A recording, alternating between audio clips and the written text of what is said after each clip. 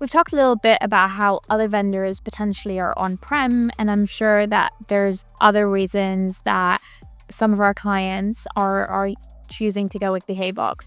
Could we talk a little bit about why clients and prospects might be dissatisfied with current archive vendors that they're dealing with?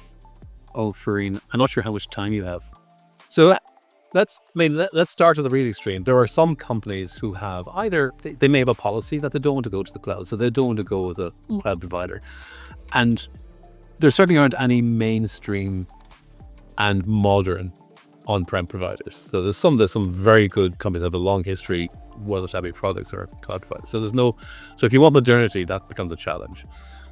But what are some of the other things? I'm not quite sure where to start. Biggest single issue, biggest thing is holding people back is very simple. And that is their data is residing in the Hotel California, right? They've checked it in, they can't check it out. And I mean, the fee, it's just today, I had a client come back to me and say, to get our data out is X dollars. And I divided the dollars by the data and I got $51.70 something cents per gigabyte. Oof. That's $50,000 a terabyte. Now, for $50,000, you could buy 50 Macs. I will Macintoshes, right? Just try to visualize it. So, which is fine, only it's their data. And there's no real cost behind it. So that's the biggest single thing. So you've now got this tool that is not progressing, and you're trying to progress. You're entering the age of analytics, machine learning, and your data is stuck in 1990s, right? That's it. It's the archives are just not built for analytics and machine learning. They just don't do that. So you've got that. There's obviously there's questions around service, but the real questions then are things like, we talk about modernity.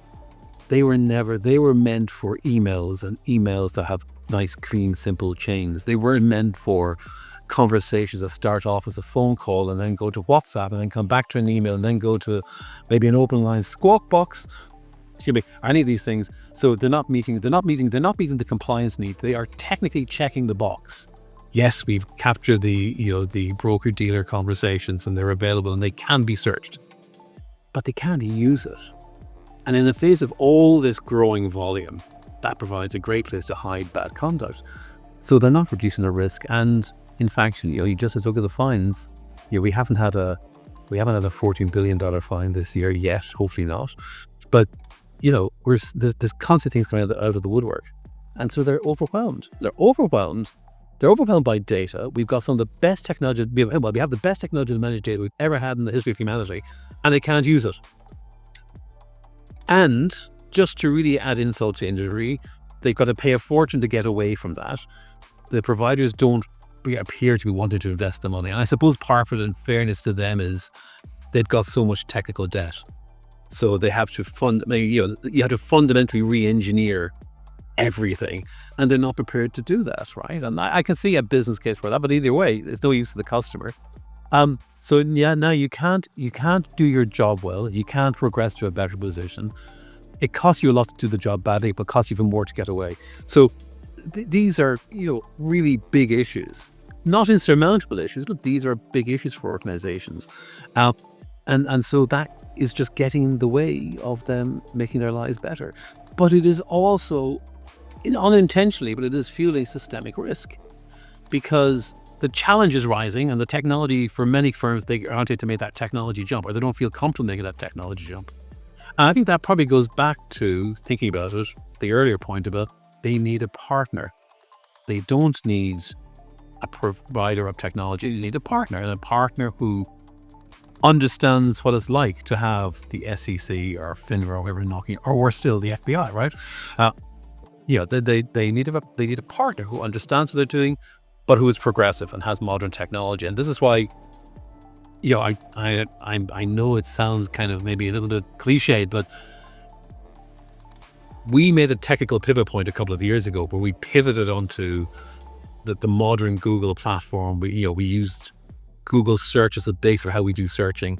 We moved to true scalable AI solution and then built regulatory technology solution on top of that.